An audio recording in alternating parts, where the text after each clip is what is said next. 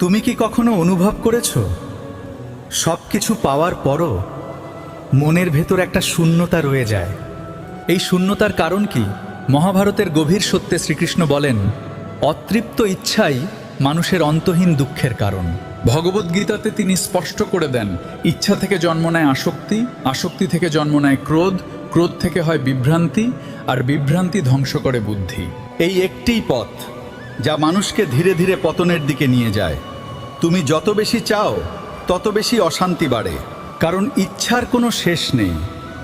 আজ তুমি যা পেতে চাইছো, কাল তা পেয়েও তৃপ্ত হবে না।